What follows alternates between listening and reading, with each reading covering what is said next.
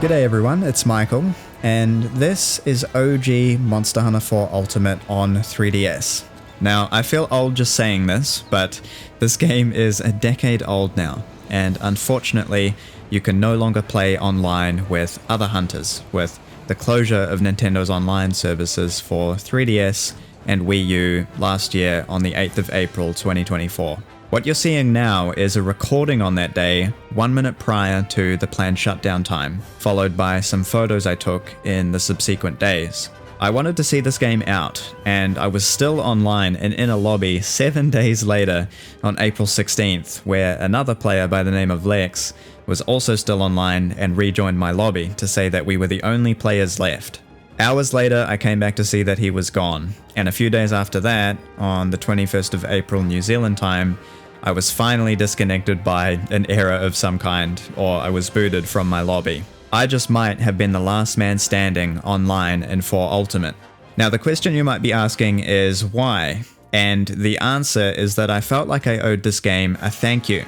A thank you for providing something that I had wanted from Monster Hunter since I started playing back in MH3. An endgame environment that would continue to facilitate more of the Monster Hunter gameplay I enjoy so much, and have it feel rewarding alongside combat itself. Something that offered engaging progression on top of Monster Hunter's already well-established formula, and something that provided a wide array of unique rewards that allowed for so much more build crafting and customization. Guild quests.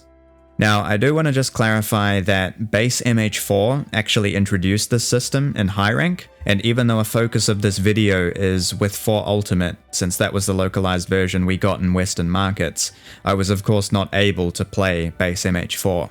I just wanted to mention that for context, and to applaud MH4 for showing that a well-designed endgame system can be present in a base game on release.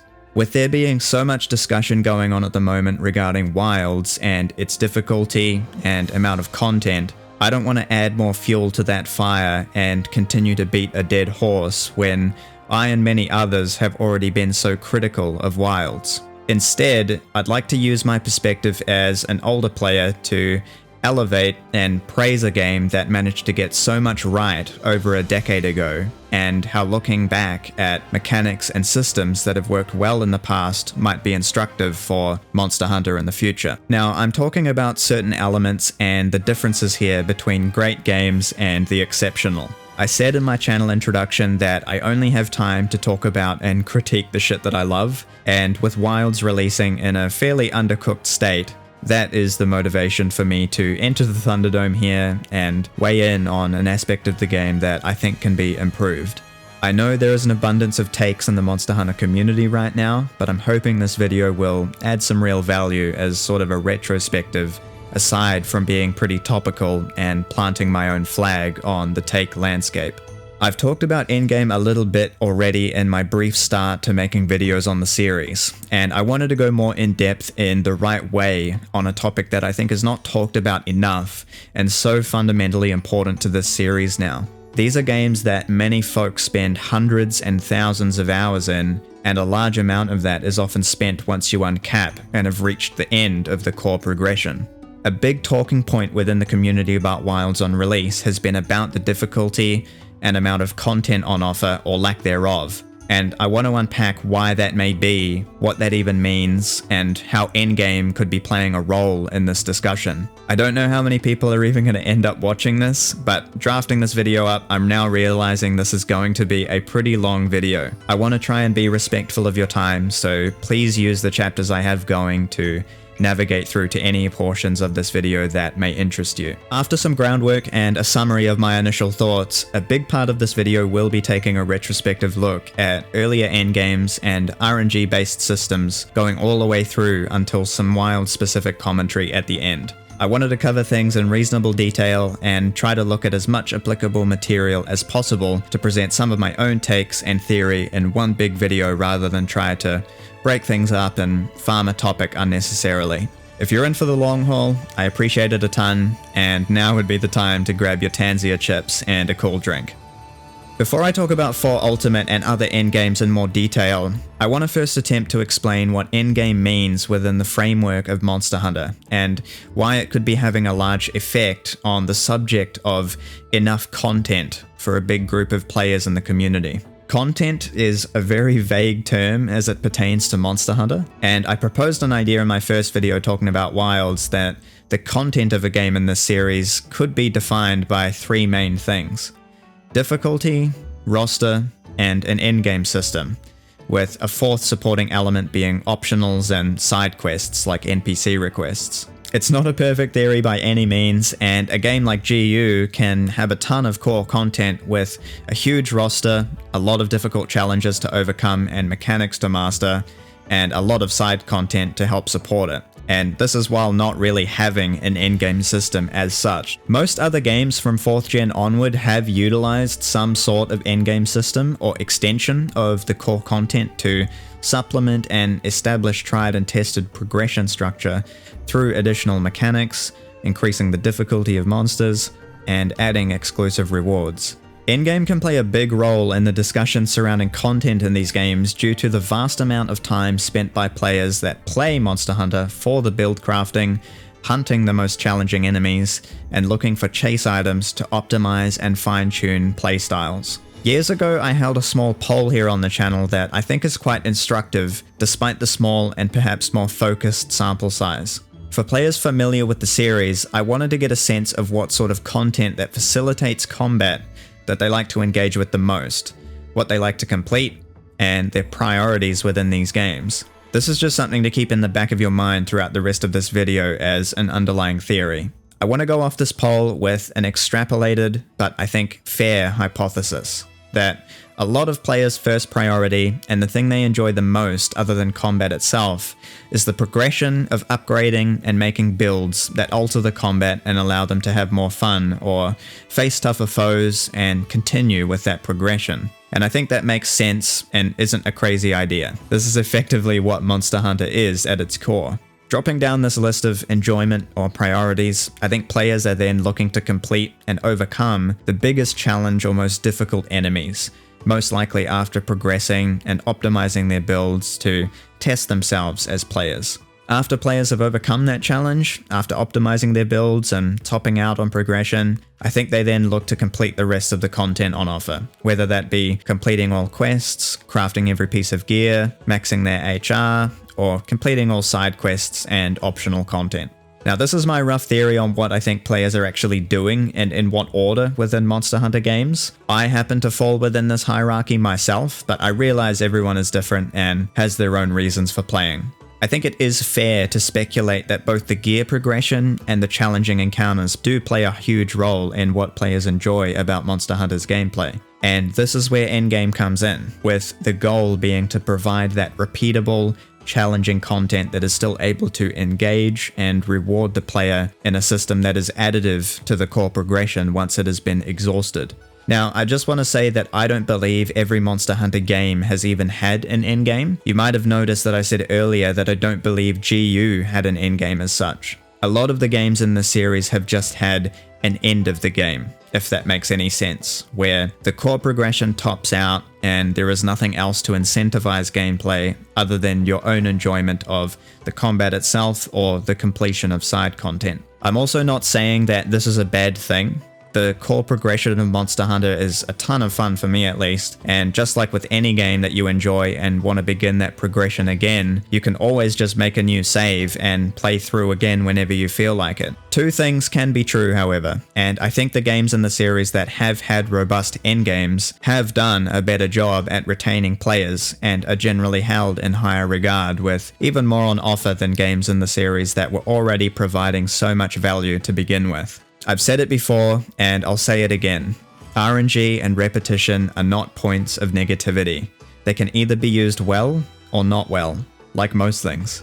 Monster Hunter is by nature a grindy and repetitive game. Most games are by definition repetitive. You are sitting there repeating similar or the same actions over and over again by playing. The question is, how are these games being designed and incorporating repetition and RNG in a positive and engaging way? Monster Hunter must be doing something right if it is repetitive, and yet we are still happily pumping hundreds, if not thousands of hours into these games and loving it. Whenever a robust endgame has been present in Monster Hunter, it has been a boon for these games. People have continued playing, there is more social media content being made on the game with more guides or build showcases, and the community sentiment is a lot more positive in general. When repetitious endgame systems and RNG have been designed poorly, the gameplay has devolved into dire states, where people are doing mining runs with bombs in the hope of finding or sniping talismans like in 3rd gen, coal mining in 4th gen, or literally harvesting a flower over and over again in exchange for decorations or Ashen materials like we saw early on in Wilds. Players are naturally going to take the path of least resistance or find the optimal way to earn or farm something, and that often results in players finding alternative means to avoid negatively repetitive gameplay because it didn't need to be designed that way. If you design rare items, chase items, or RNG-based mechanics that are important to player and build progression, there needs to be a strong structure there to support that, without shortcuts. A big priority outside of selling a game is to keep people playing it, for a host of reasons. I'm not saying that certain repetitious systems are for all players, and if certain grinds or endgames aren't for you, or you feel like a system is too grindy, then that is perfectly okay. What I am saying though is that it should be a priority to deliver and provide something substantial to players that do want to continue engaging with your game, with the goal being to retain as many players as possible. Many players thought and still do think that guild quests in 4U were too grindy because the RNG was very heavy, and I would respond to that by saying, well yes, the RNG was very heavy. I think that is still a better option than building a system that is too light and chase items are too easy to get. With hindsight, I do think the odds of rolling the best modifiers could have been slightly increased, or the amount of beshackled weapons and armor from quest rewards could also have been slightly increased. But it's extremely hard to get a perfect balance, and Capcom were obviously not in a position to make changes on the fly prior to World. In saying that, chase items do need to be rare, and if the structure and design around these systems is good otherwise, and it's just a question of RNG and how long you need to farm for chase items, I believe it's better for a reward to be too hard to get than too easy in pursuit of retaining players. There is a reason an entire subsection of the Pokemon community enjoy shiny hunting, even though the odds of obtaining what you're after can often be very low. If a reward is too common, then it can undermine the significance of what you're chasing, and if everyone has what you have, then nothing is rare. This is part of the reason relic weapons in 4U felt special, since they were all unique and it felt like you earned something that only you have, and then you were able to bring it on hunts and show it off, which was a great form of customization and player expression, but I'll expand on this later. For the folks that don't like an RNG heavy or grindy experience, regardless of it being designed well or poorly, they are most likely going to stop playing anyway once they have had their fill and gotten what they wanted out of the game, and that is okay. Not everyone enjoys participating in something like shiny hunting in Pokemon, and you're not wrong at all for enjoying and playing a game how you want to. I just think it is important to have something robust in place for all the other players that do play Monster Hunter for the grind and enjoy it, so you can retain what I think is a large portion of the player base between title updates with this new content release philosophy. That being said, I think reward, challenge, and repetition all need to be congruent with each other, and designed well to create an engaging and rewarding system for those Monster Hunter players. If there is minimal or no reward offered at an endgame level to players outside of personal enjoyment and mastery of combat itself, it's going to be hard to retain all the players that have enjoyed feeling consistent progression and upgrading for however many hours, finally getting to a point where they find out there is little else they can do to continue that. If there are chase items and substantial rewards on offer, but the method in which you obtain them is negatively repetitive by repeating a specific route or set of actions, or something like hunting a singular target, then no doubt players are going to feel tired participating in a grind that is optimal but not enjoyable compared to the rest of the game. If a system is not engaging enough because it is too easy, then worst case scenario is that players are going to feel bored while chasing rewards they don't feel like they need because they weren't challenged trying to get them. Of course, these are all big assumptions based on my own theory and experiences, but we can point to many situations in Monster Hunter's history where, if even one of these three principles are not handled right, then we encounter issues where players gave negative feedback and were unhappy for a variety of reasons. Conversely, I would say that the two best examples of well-designed endgames in Monster Hunter got all three of these principles right to varying degrees, despite still being imperfect, with those being guild quests and afflicted investigations. The guiding lands, while great in concept, were close to hitting the mark, but ultimately fell short because of core issues and a lack of challenge partly stemming from base world. I think the KT and Safi sieges were pretty experimental and a very mixed bag of good and bad within their own ecosystems, even though they weren't overarching systems utilizing the majority of the roster, so I'm treating them slightly differently. Generations and GU are a little bit different as well with deviants and hyper monsters, so I'll be discussing that later in the video too. I've said before that I don't believe a well-designed endgame has to be G-rank exclusive, and that I think it's completely irresponsible to excuse the lack of a half-decent endgame in these base releases. When people say things like, "This is how Monster Hunter has always been," or "This is just the base game," it frustrates me, because while yes, you are correct, that is the status quo, what I am asking is why does that need to be the case? Especially now that Monster Hunter has grown so much in the West, among a whole host of other changes, why does the release system need to work the same as it did 2 decades ago on ancient consoles for a completely different market to now? Even within the context of the status quo, like I said earlier, base MH4 introduced the relic system. And although it wasn't perfect, as I'll discuss later, I think it was impressive compared to the base games that have come after it. I don't believe that it should have to take what is effectively an entire other game being bolted on to something that already takes 5 years to develop to provide something Monster Hunter has already demonstrated it can do well in previous titles. Base games shouldn't be the releases that are missing the mark on endgame content and creating this big of a disparity with the new game feeling empty or lacking compared to the previous game after its expansion was added. If the G-rank expansions need to be smaller and cheaper to help correct this, then I'm all for that. They are expansions after all. It is just frustrating and seems bizarre and backwards that in more recent years, an expansion we pay less for has had the prioritized endgame instead of that being a focus in the next generation, fully priced base game on release and carried through to the expansion and then built up. Why not have player retention be more of a focus for the base release of a next generation game when a ton of players, both old and new, will be jumping back in instead of putting something right at the end of the expansion release when a lot of those players from the base game are already gone? With that synopsis done and some of my overall thoughts summarized, I'd now like to look at how the concept of an endgame has changed throughout Monster Hunter's history, and some commentary on applicable games. What has worked poorly, what worked well, and how did these different games handle the three principles that constitute an engaging endgame system? Prior to 3rd gen, the concept of an endgame was simpler and a lot different to what we know today. The reason I say this is because 3rd gen introduced the talisman or charm equipment slot, and that was the first time there was a separate RNG or chase system alongside core crafting, progression, and build making. I'm going to be talking a fair bit about talismans here to start with, since this was really the genesis of a lot of later mechanics. If you want to play a fun drinking game, take a swig of that mega demon drug whenever I say talisman.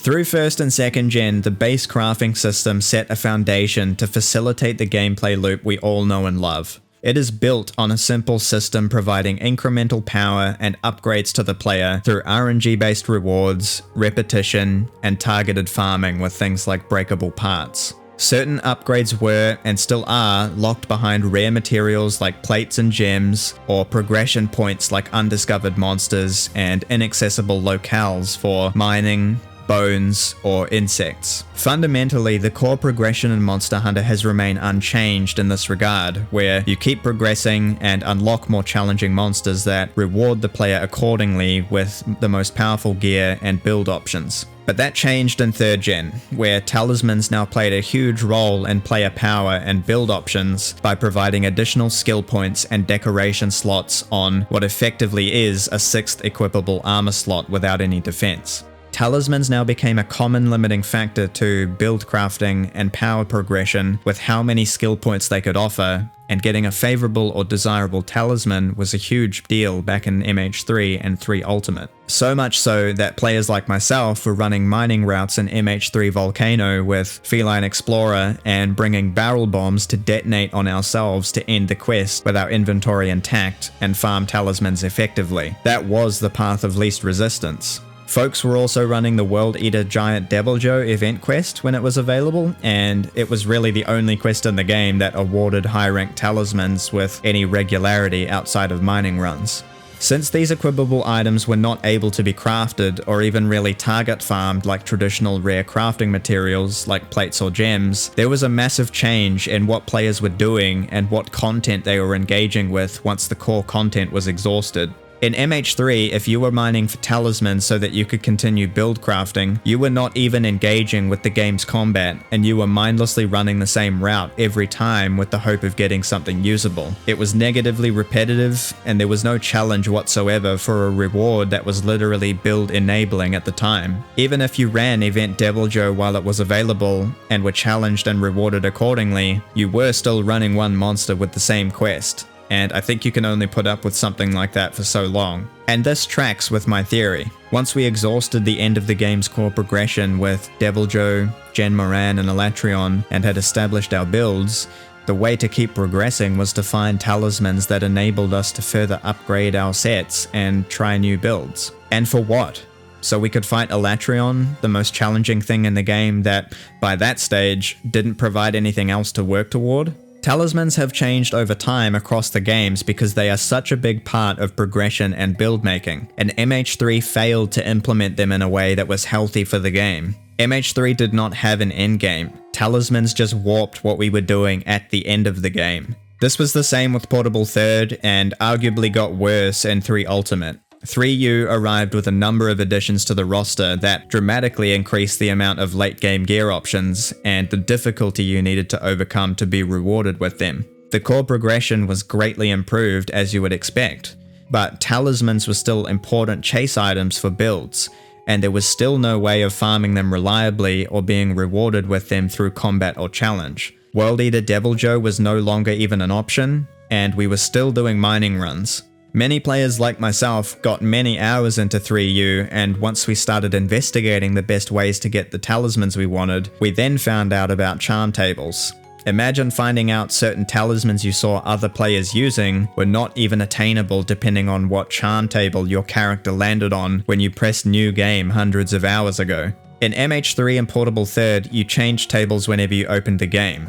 The only thing 3 Ultimate did was introduce the Charmer skill, which sometimes gave you an additional charm when mining one. You could argue this is a good change, but I would then ask you to consider how further incentivizing a gameplay loop of just mining in the pursuit of player power is positive, when this entire system around talismans didn't need to be designed this way. Gathering and mining have always served a minor role in Monster Hunter, but the game is focused on gameplay through combat. We are here to fight, and these supplemental elements shouldn't be the primary way to progress at an endgame level. I'm not even going to talk about charm sniping, since that is using exterior tools outside of the game. I think it's fair to say that the entire system associated with talismans in 3rd gen was pretty egregious and clearly undercooked if folks were resorting to exterior tools. With 3rd gen behind us and some groundwork laid for one of the focuses of this video, MH4 brought about a number of changes aside from the introduction of guild quests. The first changes really improved the system surrounding talismans with the introduction of melding, and that you were no longer locked to a charm table per save like in 3 Ultimate.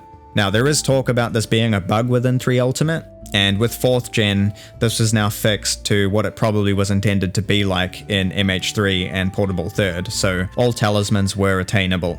Melding now provided a reliable way to farm talismans that didn't exclusively involve mining or an event quest. Although some folks did still do mining runs anyway, or to boost their melding supply, this system now meant that you could go out and hunt while still progressing with talismans between quests. It also meant that all the worthless talismans you would find now served a purpose to be re-rolled at a later time. Melding has now become a mainstay of the series in different forms, with Generations, Generations Ultimate, Rise, and Sunbreak reusing this exact talisman melding system years later, and Wyverian melding being very similar for decorations. I think it is important to say that this is a supplemental system, and we later saw with base Rise and release patch Sunbreak that talisman melding on its own is not a standalone endgame, and I'll talk about that more when I get to Rise. Talisman melding works best when it isn't the main reason for you to go on hunts or to save and reload or do delivery quests or sub-quests to refresh it.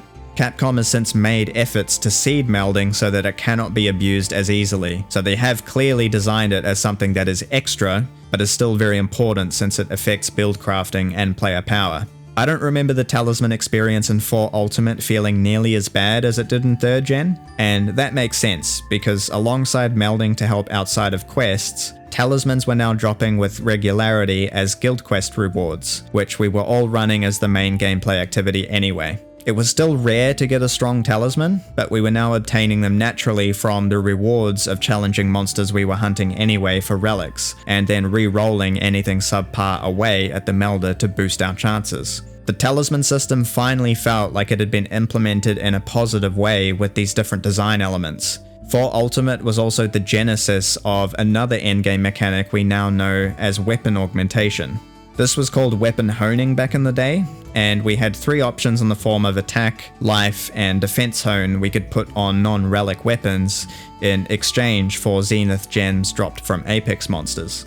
This was of course iterated on in base world with stream stones, Iceborne with spirit vein gems, and Sunbreak with afflicted materials, all to different levels of success.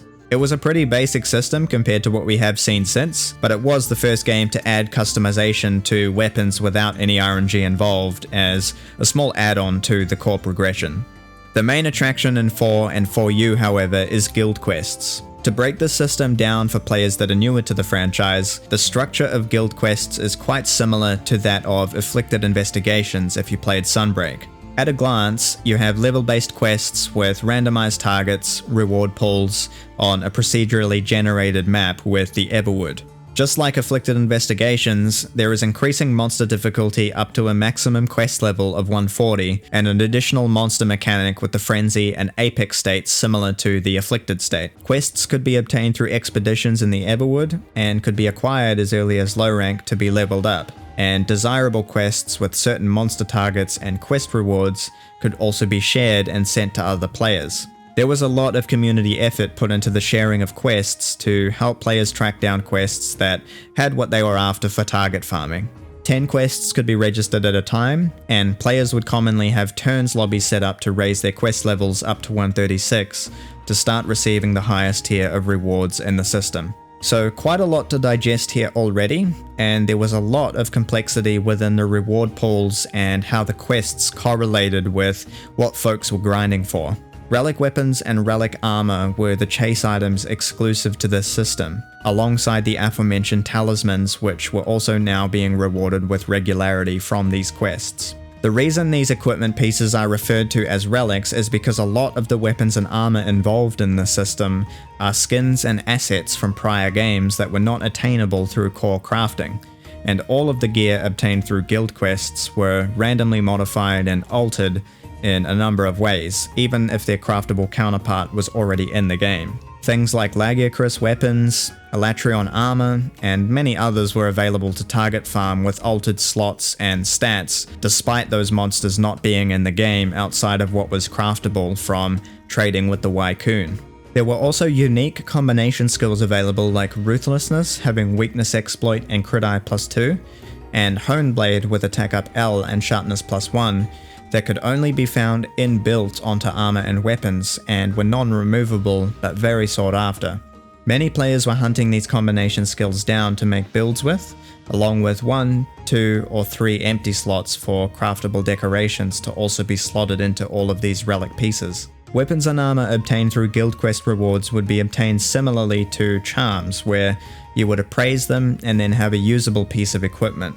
At the highest tier, with a quest level above 136, beshackled armor and weapons would then be appraised after quest completion, and a series of rolls would take place as to the alterations on the equipment. Inbuilt skills, empty slots, defense value, resistances, and skin were all possible outcomes for armor, and weapons were even more complex. Relic weapons could have alterations to raw attack, sharpness, element, status, slots or inbuilt skills, skin, and even weapon color, and all of this led to such a wide array of unique items that could be obtained through guild quests. The way this all worked with the guild quest structure was that quests would have biases for what pool or series of armor skin and type they could drop, and then that would coincide with certain monsters being responsible for rewarding certain skins. Similarly, with weapons, a guild quest would also have a bias for weapon types, and then the target monster would determine the skin. This all seems very convoluted and complex, and frankly it was. One of the things that I think certainly made the system needlessly complex is that there are different letters within the armor series that can make it really difficult to even identify what is rewarded from what quest. I think complexity is needed with a system like this to give it depth and longevity, but there is no doubt the formatting of these rewards and the segmentation might have been a bit much. It is basically impossible to determine what is rewarded from what bias or monster in-game, and these tables were pretty much essential resources to even understand guild quest rewards. As an example, I have a quest here that involves Velocidrome and Rajang. It has an armor bias of Tri-Series C arms, meaning the Ludroth arms will be appraised from any beshackled armor drops. The weapon bias on this quest is Lance and Gun Lance, so the Front Rider Lance and Full Voltage Gun Lance are the available rewards for beshackled weapons obtained in this quest. Now it's important to say that the first target monster in a guild quest determines the reward types, and the second monster adds a weight or value to the amount and rarity of the rewards obtained. So with this quest, Velocidrome is determining the reward types, and Rajang is kind of boosting the amount of those beshackled relic drops. Commonly, players would run quests with either Rajang or Deviljho in the second slot to add the most weight to their quest rewards while target farming certain equipment using the first monster. This brings me to another smaller gripe with the system overall as it relates to formatting and hunt variety, and this also applies to a bigger degree with the Arshan system with Arkveld and Wilds. Rajang and Deviljho were almost always involved with efficient guild quest farming in 4U, just as Arkveld has been by far the most optimal way to engage the Arshan system, with it adding the most reward weight in multi-monster quests to reward Arshan parts. Now, you could hunt Elder Dragons and guild quests as well, and I don't think this problem with hunt variety was as severe in 4U than it is in Wilds, since you were actually incentivized to target farm specific monsters in the first slot, and then you had either Rajang or Deviljho boosting the rewards instead of just Arkveld in Wilds' case. Prior to 8-star Tempered Apexes being added to Wilds, Tempered Arkveld has basically been a mandatory target within the endgame upon Wilds' release, with it being the only 8-star Tempered monster boosting reward quantity, with a massive drop-off in quantity with 7-star Tempered. Couple this issue with the fact that Arshan part rewards are not able to be targeted by type outside of melding that is unlocked for rarity 8 at HR 100, so it's a total crapshoot from actually hunting that you get what you're looking for. You are only able to increase the amount of random parts by hunting something like Tempered Arkveld plus another target versus a 7-star Apex plus another target. We can clearly see that the devs have taken on feedback about this negatively affecting the game, with 8-star Tempered Apexes being added and the frequency of multi-monster quests being dramatically increased. Obviously, Capcom wasn't really in a position to make changes and updates to something like guild quests on 3DS, but I think it's fair to say that the state of hunt variety within guild quests was much better than what Wilds has delivered upon its release with the Arshan crafting system. Guild quests had 24 monsters involved in the system, all of which at the highest quest level presented increased challenge, with monsters receiving increased speed, health, and damage, making even low-tier monsters like Velocidrome threatening, alongside the Frenzy and Apex states that affected a lot of the target monsters as another gameplay mechanic to raise the difficulty. Frenzy and Apex monsters were really the first implementation of powered-up monsters in the series, aside from specific quests in past games like Demon King Diablos, World Eater Deviljho, or Clashing Fists Brachydios. Frenzy and Apex monsters both used the same mechanic used by Gore Magala, where upon getting hit by a Frenzied or Apex monster, you would receive the Frenzy debuff. This would give you a time limit to either play more aggressively to receive an affinity buff, or once the Frenzy bar fully fills, take increased damage for a period of time. Apex monsters, while having a big issue as I'll cover shortly, did build on this concept from MH4, and monsters that had Apex forms, aside from having increased health, damage, speed, and the Frenzy mechanic, also had new moves while in their Apex states. Rajang received the infamous giant boulder throw, Apex Diablos received moves from Black Diablos, Deviljho from Savage, and Zenogo received a change to its electric orbs, among many other such changes. The reusing of assets is something that I believe Monster Hunter has been able to use to great effect, and a lot of 4U's roster wasn't even involved with guild quests. The gripe I have about Deviljho and Rajang being so common in 4U's endgame could have easily been improved or even solved by just having a little bit more development time to implement more of the roster into the system, like the Wraths for example. We saw how Afflicted Investigations were built up and what a more developed implementation of this idea looked like, where almost the entire roster in Sunbreak is reused as part of the system to create great hunt variety and keep the endgame gameplay feeling fresh for as long as possible. Now, I have a few more issues with guild quests I want to cover to be even-handed before I wrap up with the positives and the overall experience. I think the raising of quest level was very slow, and what ended up happening with lobbies a lot of the time was that players would just leave when they saw someone posting a quest at something lower than 136. This is a formatting issue and could easily have been adjusted to get people up to 136 faster, so people can start running their quests at the highest tier more quickly instead of the quest level progression slowing down to 1 level increases as you get closer to 136. I will just say that it was a good thing that there wasn't an actual HR requirement for participation in higher level guild quests, so as long as you had reached G Special, you were fine. The problem we had with the MR caps and the guiding lands with region level and the gated research levels with Afflicted Investigations and Sunbreak is not present here. And as such, if you reach G Special, you could join level 140 guild quests through multiplayer and friends straight away, even if you didn't have your own quests leveled up that high. The leveling was just slow, which is something that affected the guiding lands too, and also Afflicted Investigations and Sunbreak. I've already spoken about Deviljho and Rajang playing a negative role in the hunt variety with how they affected reward weighting, and something that exacerbated this problem was the Apex state and Y-stones. I think the whole idea of frenzy monsters introduced in MH4 was actually a really solid first attempt at something like this, and Apexes in 4U did do some positive things to build on this concept. However, Apexes could also be very frustrating at times, and were ultimately held back because of the decision to add armor that made your weapons bounce off the majority of monster parts while in the Apex state. The idea here is that you needed to use Y-stones, a reusable item to buff your weapon, allowing you to do actual damage to these monsters and knock them out of the Apex state. While having some novelty, I don't think the concept really improves Monster Hunter's gameplay when sharpness and whetstones are already a pretty substantial mechanic to keep track of and maintain throughout hunts.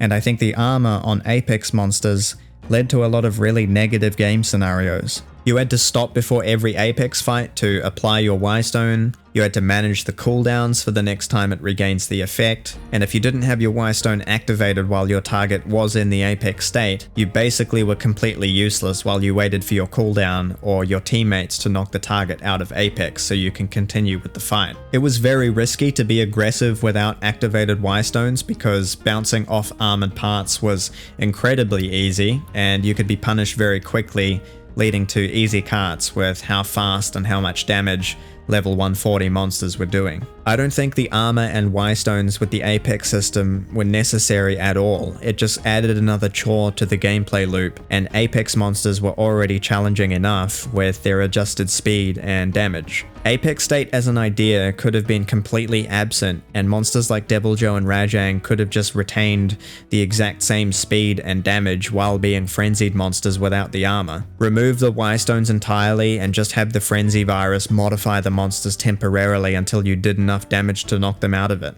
I think this would have made the grind a lot more enjoyable without the chore of Y stones and removing the portions of hunts that were frustrating because of armor that Apex monsters had.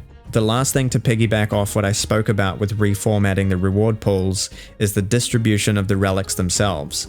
I do think that some of the parameters of the weapons specifically could have been adjusted to roll more favorably and ease the level of RNG needed for strong relic weapons with favorable stats. I'm in favor of heavy RNG as opposed to light RNG when it comes to chase items, as I discussed earlier, but I will admit that the RNG could have been tweaked and perhaps removed some of the lower level mods entirely, or increased the probabilities of the higher tier mods rolling. The stars basically needed to align for you to find that perfect weapon with godly stats, even though you could target farm the weapon type and skin. And while I'm personally fine with that, as I've discussed already at length, I do think that there is a point where the RNG is too extreme and could use adjusting when you have this many variables involved with rewards. A max raw, natural purple sharpness weapon with slots and element should be super rare. But with the rates as they were in 4U, you could play for hundreds of hours and never find something like that. Now, on that point, in favor of the RNG associated with relic weapons, although perfect rolls were of course extremely rare to hit, hitting on strong relics with good improvements from craftable options was a lot more common. Hitting on a weapon with quality stats felt great, and you didn't need to hit the god rolls to open up more build crafting and feel more progression. Talking about greatswords specifically for a minute, a lot of players would commonly use the Seregios and Fatalis greatswords at the end of G rank and into guild quests when they first started to engage the endgame. These weapons, although set up slightly differently within greatsword sets, would often be used while farming until you hit a relic greatsword as an upgrade. Looking at the stats and then what was available through relics, basically any of the top 50% rolls on raw attack were an upgrade from the best options that were craftable. If you hit a relic greatsword with anything higher than 1488 raw with element, slots, or decent sharpness, you were in business, and that felt awesome. This applied to a lot of other weapon types in the game, and it was common to see players with mid to high tier relics that they earned despite the amount of variables and RNG involved with the system. The progression still felt very incremental and earned, and you were rewarded with a weapon that was unique to you that you worked for. That Lagiacrus blade that you finally hit with good stats is yours, and it was unique. The skin you target farmed for with unique stats and its own color to boot.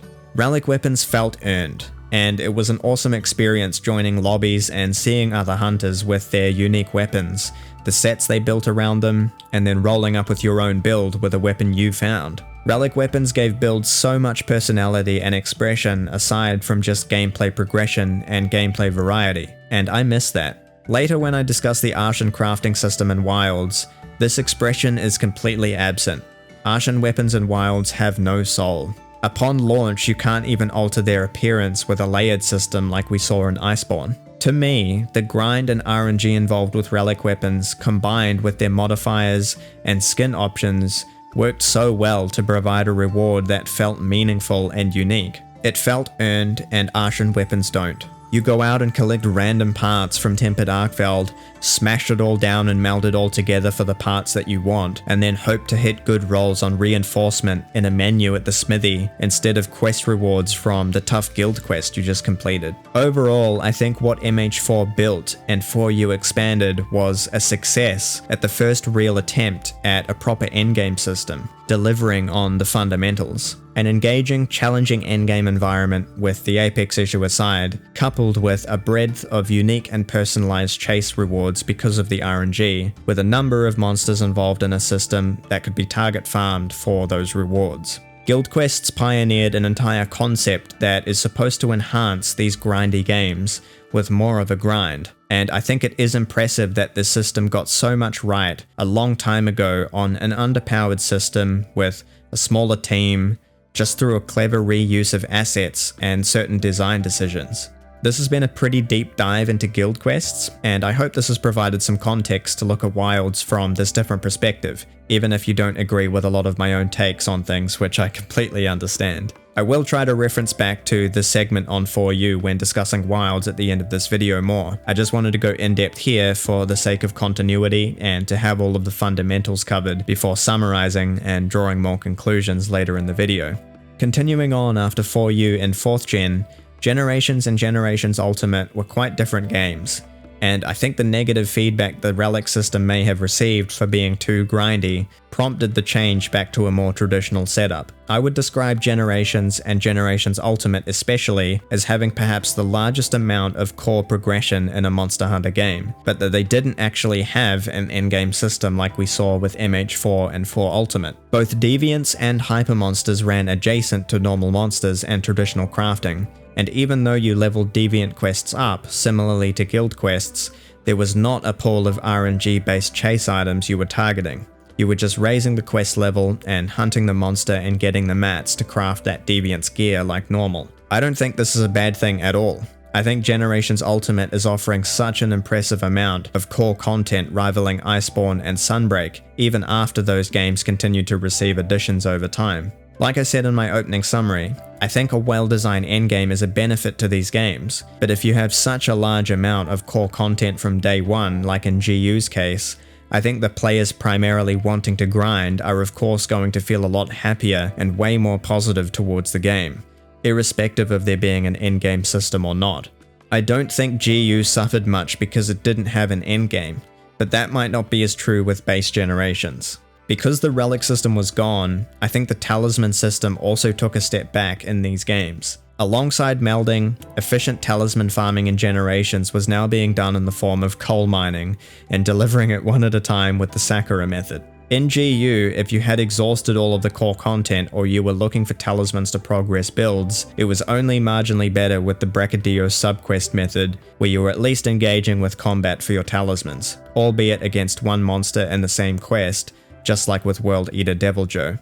Before I move on to 5th Gen, I'd like to just take a very short detour to just give some props to both Hypermonsters and Deviants for being some of the best powered up monsters in the series. The fights were substantially different and more challenging from their regular counterparts, and they did so much to add to core progression, with entirely new armor set variants and weapons. Hypermonsters were such a big improvement from Apexes in 4 Ultimate. You were rewarded for precise attacks, and you needed to be aware of what part had the hyper buff on it because the attacks from that part of the monster were going to do more damage and come out at different speeds. Both of these monster types were great ways to engage and retain players for longer as part of a core experience without an in-game system, so big props to them. Finally, we've made it to 5th Gen, and I can finally stop talking about talismans, at least for a little bit until Rise, because one of the first changes World made was to change talismans to charms and to make them craftable, so they weren't part of an RNG based system whatsoever. With how much I have talked about talismans and how they changed since MH3, I think this decision was made because they were such a controversial topic within the community up to that point. I'm sitting here drafting this and laughing because I've said talisman over 30 times at this point, but I think it's important to have covered them in detail so that we can understand why this change with World was made and the effect that it had. With talismans no longer being chase items, another mainstay and fundamental mechanic to build crafting and player power took its place: decorations. I think we can all agree that the design and structure around this idea in World was not executed well. It's hard to really say which is the lesser of two evils, if decorations should be craftable and talismans should be RNG based, or vice versa, or both of them should be craftable and something else like certain weapons or armor should be the chase items. Like I said earlier, I think there should be chase items. But what World did was not it. Instead of gemming core skills into our builds, we were now often getting those skill points from the charms we could craft instead of the decorations we used to be able to craft in previous games. Decorations were even meldable now instead of talismans, although the highest rarity warped phase stones were only obtainable as tempered quest rewards. This change ultimately led to the same result as before, where we were chasing a part of our build crafting through an RNG based system. So what did World get wrong with tempered investigations? Coming back to our 3 principles, 2 of them were simply not designed well enough. The first being that the reward tapered off very quickly. When you first reach the end of the game and you are looking to do some build crafting, you really don't have much in the way of decorations. As such, when you're doing your first tempered runs and you get a couple of the decorations you need, that did feel very rewarding. But that pool of rewards starts to become smaller and smaller, to the point where if you want to continue, you were really just hoping to get attack decorations, and that was to improve a build by the most minimal amount. It wasn't like with guild quests, where relic weapons and armor were very rare, but they provided entirely new build options or big upgrades to existing builds if you found something quite good. The pool of relics was large, and there was so much that you could target farm that it didn't feel awful like it did with attack decorations, where you were looking for one thing and one thing only very quickly. Looking at Sunbreak with anomaly investigations, there was such a bigger pool of rewards used for weapon and armor augmentation aside from talismans. The incremental progression and rewards were sustained for so much longer, unlocking slots on your weapon or rolling additional mods on armor. The second issue being that the challenge and monster difficulty was not substantial enough. Tempered monsters in World were basically just slightly modified versions of existing monsters that had a damage increase and a very slight increase to health, this time including even elders for the first time. There were not, however, changes to moves or speed like there were with the Frenzy and Apex monsters in 4 and 4U, or hyper monsters, and especially deviants in Generations and GU. The damage increase that tempered monsters received was also far less punishing and challenging to play against in base World, largely because of restock, and you could get hit as much as you want and continually be able to heal in order to not cart and fail quests. Since there was no substantial change to monster AI or HP, the amount of time it took to hunt a tempered version of a monster was largely the same as a non-tempered monster itself, with you being able to burn them down just as quickly. Meatman made a great video that many of us have seen showcasing just how easy a lot of the encounters in World were, and that a lot of the difficulty folks encountered with World was a result of players being unaware of mechanics and general inexperience rather than the monsters or their moves and damage presenting a challenge. I don't think Monster Hunter has been a super difficult franchise with most of its entries. A lot of the difficulty has even been artificial at many points in the series, more so in old gen. And I think Monster Hunter has always struggled with actually incentivizing or making the player learn, showing the importance of certain mechanics or techniques, and the nuances in combat that are the difference in a lot of fights. Coming from old gen with all of the changes and new mechanics, anecdotally, I was an absolute beast in base World. It was like taking the weighted clothes off, and the monsters themselves were not at an equivalent difficulty to what hunters now had at their disposal once you understood the game and your kit. I remember my friends and I absolutely destroying Tempered Basil, Nergigante, and Kushala with Kadachi's Strikebow. I remember Devil Joe Cluster HBG, Flash Bombs, Rocksteady, and Temporal Mantle were all insane as items. Maximum Might and Weakness Exploit prior to nerfs were super strong skills, and fundamental changes like Health Boost 3 and the ability to restock all trivialized so much of base World, especially prior to title updates.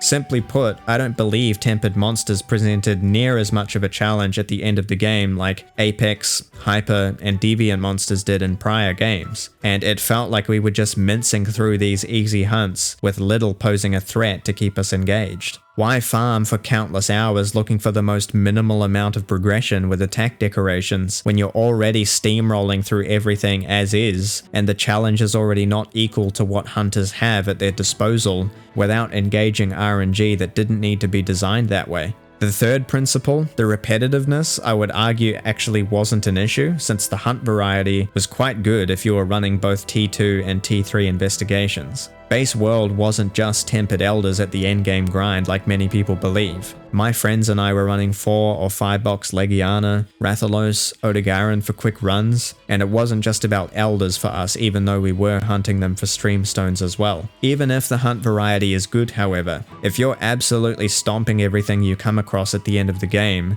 and the reward is drying up to this extreme of a degree, where an attack decoration is the only thing you can obtain that can offer you further progression, it makes sense why so many folks didn't like what base world had on offer. The only thing I can say that was positive about tempered investigations outside of the hunt variety was that we weren't primarily mining to engage the RNG. We were at least engaging with combat and being rewarded for hunting monsters. So that was good, but 3rd gen or coal mining in Generations is probably the lowest bar to clear in the entire series, and I wouldn't say that base world succeeded at trying to create an engaging endgame system when it was clearly aiming to do something. Weapon augmentation was kind of a secondary system that kind of flew under the radar a little bit, since streamstones were just thrown in as random rewards for tempered quests alongside decorations. I don't remember them causing me any issues or people being too negative about them. I did like that Rare 6 and Rare 7 weapons were given extra augment slots to make them more viable, and that there were now affinity and slot options to expand on what 4 Ultimate did. Even though I played World a ton at launch, I'm not going to sit here and excuse the endgame with streamstones and tempered investigations with decorations because I think it was poor overall. I think the reason myself and others may have put up with it and there was less discourse criticizing it at the time was because we may have all been so focused on what World was offering coming from old gen and what it was doing right. World was offering such a dramatic improvement from old gen in terms of visuals, accessibility, and gameplay aspects that I think a lot of us were just happy to be playing Monster Hunter in a long-awaited modern form, despite its endgame actually being quite lackluster compared to what 4 Ultimate had done and preceded it. Looking at what World ended up getting with the new title update system, KT was really the second attempt at another grind or system to get players to return or keep playing with a new set of RNG chase items. This actually happened a second time as well with its own arc-tempered version, bringing Kya weapons after the first implementation. Anecdotally, I had a lot of fun with KT because base world had been very easy up to that point, and locking in with my friends to do Pursuit 1 single siege runs was an enjoyable challenge. Each of us was bringing different weapons to try and help with CC in the final area, so we had multiple builds going that we could change to for area 3 and 4 to try and maintain enough damage for single siege. It was a good challenge to run KT efficiently, but it did drag on once the novelty wore off, and the gameplay loop could be frustrating at times with different teams, certain players not understanding the myriad of mechanics, and the overall time it took to acquire rewards did feel slow. I can see how the gameplay and grinding experience would vary a lot depending on your circumstance if you play with friends, solo, or playing online in open lobbies, so it's a bit harder to evaluate the KT system since the siege and gameplay mechanics affected the rewards dramatically. The weapon rewards were definitely padded and bloated with a lot of chaff, which is probably the main criticism of the system overall, but the Rare 8 and a few of the Rare 7 weapons were worth going for, and a lot of players like myself were grinding sieges for gear progression. There were a lot of new builds being made around free element Taroth sets, specific individual weapons like the Taroth Claw Lance, and a number of the bowguns. The Kya weapons were pretty much all best in class for elemental options when Arc-Tempered KT came out, and if you had a good squad to dial in on routing, damage, and CC, you could get single siege runs and be well rewarded for it, and that was quite fun. I don't prefer these siege encounters to normal quests, but it felt to me at least like KT accomplished its goal of feeling like a siege. It had complexity to make runs feel engaging, and the reward and challenge were both appropriate, I thought. It felt like a big test, and a lot of the system was reused and tweaked for Safi and Iceborne. Alongside KT, Deviljho, Lunastra, Behemoth, Leshen, and the Arc-Tempered Elders, the title update content all just built up the core progression alongside some event quests. Event Lavazioth and Greatest Jagras largely invalidated the only positive thing Tempered Investigations had going for them, the hunt variety. So while those events were up, you were often just farming that one quest, instead of multiple targets like you were before at Base World's launch. Base World came and went, and before we knew it, Iceborne was upon us, bringing G-rank progression and a new endgame system, the Guiding Lands. On release, tempered investigations were back to being the main way to acquire rare decorations, amidst some new changes. With the introduction of 4-slot decorations, there was now a much bigger pool of rewards to go after, with there being so many different combinations of possible skills. With the roster being expanded for G-rank, the amount of possible T2 and T3 targets also increased, improving the hunt variety during the decoration grind.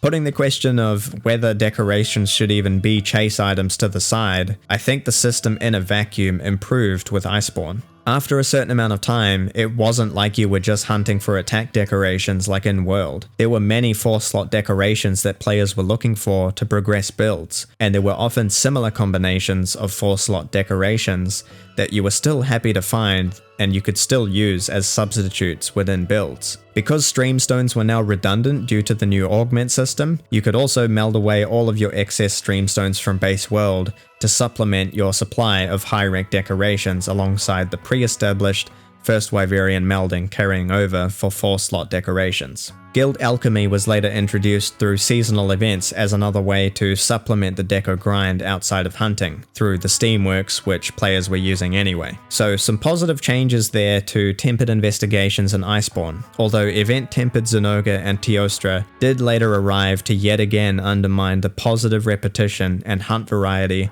of running your own investigations. So the reward and repetitive elements of the system were overall improved, though on release, Iceborne as a whole was still lacking challenge at the end of the game, just as World did for similar reasons. Clutchclaw and Clagger were also now in the game and were having a pretty negative impact on combat itself and the game's difficulty overall. Even with how important the Guiding Lands were, I didn't want to skip over how tempered investigations changed from World. The Guiding Lands were not really a traditional RNG based endgame, and the Guiding Lands ended up rewarding the player in 5 main ways: weapon augmentation, charm upgrades, unlocking additional monsters, increasing armor defense limits, and layered equipment. It's a bit different in that there was also no real RNG involved with the rewards other than with Spirit Vein gem drops, and some people really enjoyed the Guiding Lands for that reason, even more so after the changes it went through over time. It felt like a system that catered more to the players that didn't want an RNG heavy experience to go along with the decoration system, and I think that is a great idea conceptually. Like I said in my summary, I am in favor of a more grindy system if done right for the benefits I spoke about, but I don't think that necessarily has to be the only thing on offer, and that something like the Guiding Lands with less RNG also being an option is a really positive thing. I don't think tempered investigations or the Guiding Lands were top tier systems on their own, but having them both be available really benefited Iceborne overall. And we saw how having these different systems had a positive impact by both being able to retain and engage different sorts of players. Players like myself that wanted to grind were participating in both systems, while some players didn't run investigations at all, but were really happy with what the Guiding Lands were offering. We also had some folks that didn't enjoy the Guiding Lands at all, especially on launch, and chose not to partake in the system anyway, despite the rewards not being tied to an RNG heavy system. I think the Guiding Lands is a great study to look at the 3 principles I've focused on throughout this video. That even though the Guiding Lands presented so much to the player in terms of rewards, additional monsters, weapon augmenting, layered equipment, charm and defense upgrades, all without RNG aside from monster spawns and Spirit Vein drops, a lot of players still chose not to engage with it on its release. It goes to show that regardless of how much RNG is associated with certain rewards, or how impactful those rewards are, if the way in which you obtain these rewards is not well designed, you are going to get players that are unhappy, leaving negative feedback and dropping the game. Gaijin Hunter made a popular video titled "Capcom Fix the Guiding Lands," detailing a lot of the changes the system went through that definitely improved it in an attempt to cater to the players that were not happy with it originally. No doubt a lot of you have seen that video already. What I want to do is take a quick look at some of the things the Guiding Lands did well, and some of the reasons I think the system struggled overall. The big positive in my view was the concept itself, providing a seamless and open hunting environment different to traditional Monster Hunter. something that Worlds started to build, and something that was clearly a focus for Wilds. I believe the microcosm of the Guiding Lands is still the best implementation of this idea, where players come and go as they please, there is no lobby as such, or readying up for quests and loading into a zone. If the goal was to facilitate longer play sessions in one big sandbox environment, offering a wide array of rewards and targets for players with fewer distractions or busy work and preparation, the Guiding Lands succeeded. There has been a massive focus on quality of life and streamlining with new gen, and starting with World, a lot of the preparation or hunting simulator routines have been greatly diminished in pursuit of catering to a wider audience. Old gen and new gen are very different games, and rather than going into depth on that topic, I think it's just important to acknowledge what the Guiding Lands set out to do, and that I think it was the best iteration of this concept to date, good or for bad. I feel like it translated fairly well into a really unique locale with varied environments, map traversal not feeling like a slog, less fast traveling, and monsters not changing to areas that were really far away, so you were fighting more of the time with fewer big intervals in combat. Mechanically speaking, there were a lot of positive things the Guiding Lands were doing. To go along with the rewards I mentioned, it increased the monster difficulty with generally higher HP multipliers and more damage, and the majority of the roster was being utilized with many different materials being used for augmentation, layered equipment, and charm upgrades. Unlocking monsters like the Metal Wraths was a huge incentive to participate in the system as well, so you might be thinking that all of these elements sound great and nail all three of the principles that I believe contribute to having a great endgame. Great rewards, increased challenge, varied encounters in a streamlined area with different environments, so why did a lot of players not enjoy it? Random monster spawns and analysis lures, the leveling and de-leveling of regions, shiny drops, and arbitrary MR caps are just some of the many silly design choices that really undermine the positive things the system was presenting on paper. You know how I just said that monster difficulty in the Guiding Lands was increased with more damage and health? Well, any possible stakes during a hunt in the pursuit of rewards were just disregarded by the fact that you could cart infinitely, with shiny drops being the best way to gather monster materials without even needing to finish a hunt or the risk of carting 3 times. This was so ridiculous that folks were bringing Fortify and carting intentionally to boost their stats to insane degrees. Random spawns and random analysis lures made it really difficult to target farm prior to meldable lures, and I completely understand why people were frustrated with region XP prior to adjustments and region lock being introduced. Region XP was such a slow process that the people were trap spamming and sitting behind monsters picking up tracks for consistent XP because they couldn't target farm a monster anyway as they increased a region level. Remember all the great rewards I spoke about too? Well, almost all of them were also undermined and locked behind MR caps that were completely unnecessary. This made it difficult to play with friends and led to many players, even now with Iceborne in its final state, never doing augments, never finding additional monsters, and never being able to fully upgrade their defense or charms. All of these issues were there on release, and even though title updates started to bring improvements to the Guiding Lands, power creep started to really overshadow the entire system and show how ridiculous and unnecessary the arbitrary caps were in particular. Previously, the only way to keep progressing was to keep raising your MR to 70 or 100 for augments and additional monsters. Now you had monsters like Raging Brachydios introducing super strong gear that was available at MR24, offering a bigger jump in that progression. Looking at Iceborne in its finished state, I can definitely see how players like Asmongold and Preach barely touched the Guiding Lands at all, missed out on a lot of content, and just continued with the core progression all the way up to Fatalis. When health augment on rare 12 weapons is locked behind MR100 and you can fight Fatalis at MR24 through core progression, that is such an enormous disparity that clearly was a mistake in hindsight. It is a huge amount of grinding needed to achieve player power that is largely irrelevant now due to title updates if you can already progress through Fatalis, have overcome the most challenging content in the game, and have the strongest weapons and armor in the game. If the system was designed to be a more casual, open environment where you can cart as much as you want, with less RNG based rewards to accompany tempered investigations. Just make it so that all the levels can be raised to level 7. Don't have the regions lose XP. Redesign the lure and analysis system. And don't have any of the MR caps. It was and still is unnecessarily grindy for a system that wasn't conceptually built that way. Even though I played the shit out of the Guiding Lands anyway and had fun even on release, I'm not going to sit here and excuse things that were blatantly poor just because I had fun.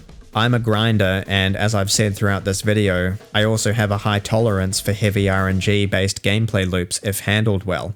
But when there are things that are fundamentally having a negative impact on a system like this, regardless of what I enjoy and get out of playing these games, I'm going to listen to what others have to say and then try my best to call it like I see it. Before closing out Iceborne, I want to also give some thoughts on the Safi weapon system. Outside of the gameplay and combat between the KT and Safi sieges, I might be alone on KT Island by saying that I preferred the simplicity of just gunning for Taroth and Kjar weapons as rewards without needing to sit at the smithy for 15 minutes rolling slots on Safi weapons. Even though I had fun dialing in on Pursuit 1 KT sieges, the gameplay loop running KT was definitely more of a slog, and the reward table was so bloated that it just took ages to get the weapons you wanted. But once you hit them, that was it, and it felt like you had engaged the RNG sufficiently and earned your weapon progression. With the Safi siege, it was more in line with normal gameplay with a couple of added siege mechanics, and it felt a lot quicker to get the base weapon types you were hunting, with quicker intervals between rewards on a much more condensed weapon table. That being said, and admitting that the Safi system may have improved on that from KT, the Dracolite and Awakening system was completely new and very experimental on top of the already established siege rewards. I think that while the concept of custom gear can be very enticing and positive, I don't think Awakening weapons for extra effects holds a candle to Curio crafting and Sunbreak, because it had such a better foundation and supporting system with afflicted investigations. With Safi, even though the amount of RNG to initially get the base weapons had been reduced since KT, the amount of Dracolite and RNG needed to fully upgrade a weapon in conjunction with a negatively repetitive process and gameplay loop just led to a poorly executed implementation of a great idea, in my view. You usually needed 2 Safi runs for a completion to get a fairly small amount of Dracolite, and then you sit at the smithy for ages storing potential, pressing a button trying to get the effects you want, only to run the same fight again and again, with a big emphasis on a combat mechanic people didn't enjoy, using the clutch claw optimally for smooth runs. Like I said, custom weapons can provide a big incentive to grind. Having set bonuses as an option on the Safi weapons was a big novelty since it opened up a lot of build crafting options, and just increasing the viability of a lot of weapon types with certain elements and status with lacking core options is very exciting for players like myself, always looking to try new ways to play within these games. The system shares a few similarities with Ashen crafting and Wilds, with customized weapons being the concept for both, with both being very flawed in different ways. Upon its release, the reward was there with the Safi system. The challenge of getting quick runs for fast Dracolite was there too, just like it was for Pursuit 1 with KT. Just the process and repetition really let the whole system down, as well as some external factors like the release schedule and power creep. Similarly to the Guiding Lands, title updates really had a negative impact on the whole system because they provided gear progression that was just as powerful, if not better in a lot of cases. And this started as early as the next update, with the Raging Bracky gear especially being so strong that it meant players didn't have to engage a very grindy system for weapon progression with how strong Raw was in Iceborne. Silver Rathalos gear was base game, and Furious Rajang and Stygian Zenoga provided very competitive options for 2 other elements outside of many other specific weapon options until Frostfang, MRKT, Elatrion, and Fatalis largely made the system redundant with future updates. It's not surprising that the reward being diminished over time due to power creep, coupled with a tiring gameplay loop and process, led to a similar effect with the Guiding Lands, where newer players running through Iceborne in its complete state like Preach and Asmon didn't engage the Safi system at all.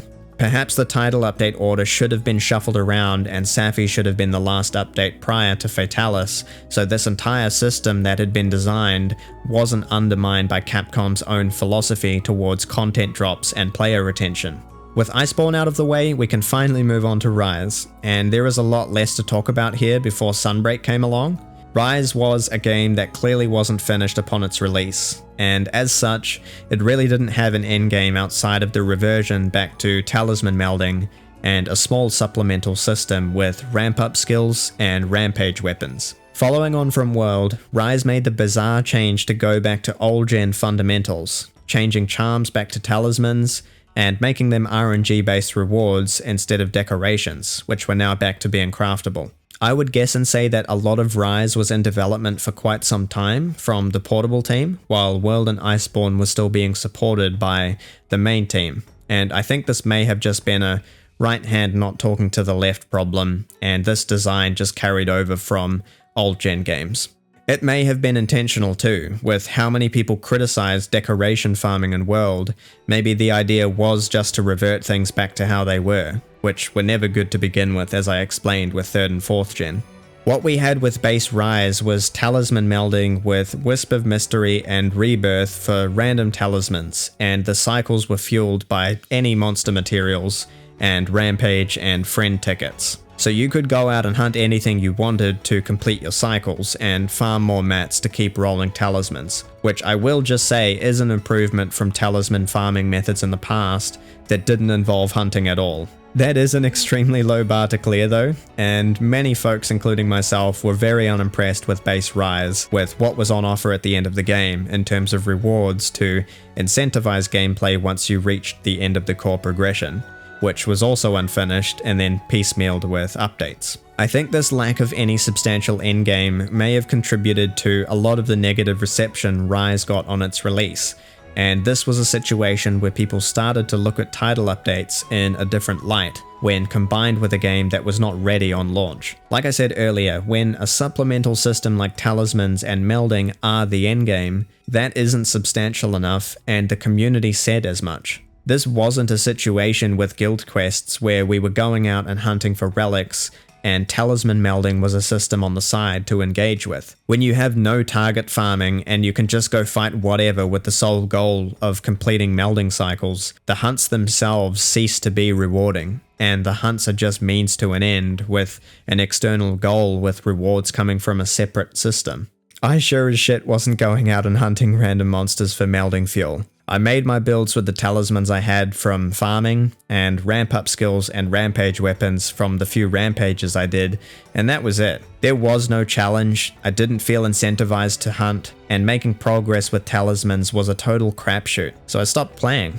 Melding was the endgame, and it was just an improvement from mining for talismans in previous titles, or running event quests over and over again, which was never well received. Rise had a chance to learn from previous titles, but it basically fell into the same trap, and coming from World and Iceborne's success, I would say that the state Rise released in was a huge wake-up call and a big disappointment for many players expecting something substantial to sink their teeth into. World and Iceborne had made a lot of improvements and design choices, and Rise missed an opportunity to build on them and improve from so many mistakes World and Iceborne made, especially as it relates to endgame content.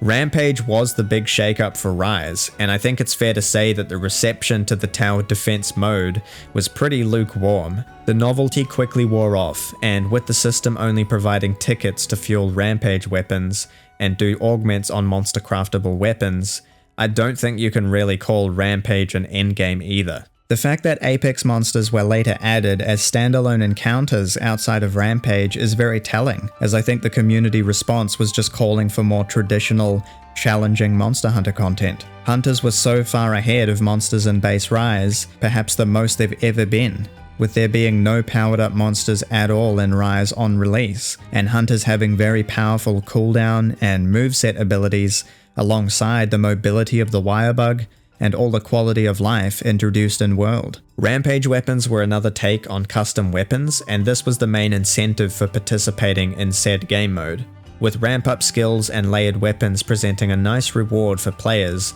We saw a different take on the same concept that started with Safi weapons. I think the standard upgrading and removal of RNG upgrades was a simple and effective change.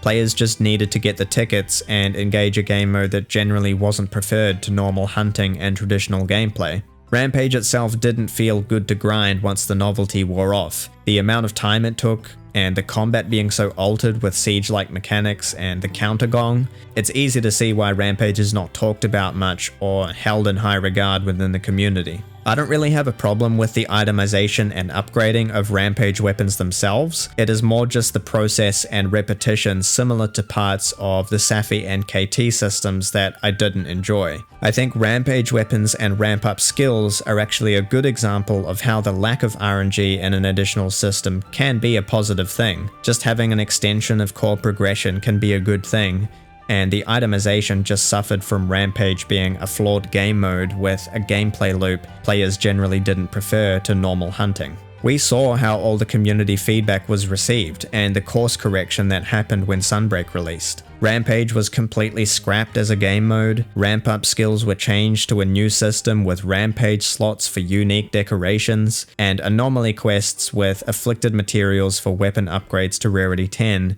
were added as a foundation for more progression and challenging content. Sunbreak released in a much more complete state to Rise, but I will just say that the endgame wasn't properly built up until Curio Crafting and Anomaly Investigations arrived with Title Update 1 just over a month after Sunbreak's initial release. Base Sunbreak really didn't have an endgame either, and prior to Title Update 1, it was basically just talisman melding again and pushing MR for core progression with Furious Rajang, Crimson Glow Valstrax, and Scorned Magnamalo at different MR requirements. Title Update 1 for Sunbreak might just be the biggest and most positive use of the title update system since its introduction in 5th gen. And I think in hindsight, it's a bit easier to excuse base Sunbreak for any gripes with content or endgame, since Title Update 1 arrived very quickly after the game's release and added so much. It's one thing to improve the game by adding 1 or 2 monsters to the game's core progression with an update, but I don't think that often moves the needle when we're talking about these games from a content perspective, when there are other fundamental systems in these games that are more responsible for player retention or lack thereof. Not only did Title Update 1 for Sunbreak add 4 monsters to the core progression, it added the basis for an entire endgame system. Even though I have some gripes about the formatting of the investigation system, with increasing research level being very slow and often interfering with multiplayer between players at different levels, Anomaly Investigations arrived and really provided something substantial for a Monster Hunter endgame. Something that was in many ways similar to guild quests from 4th gen, challenging monsters with unique rewards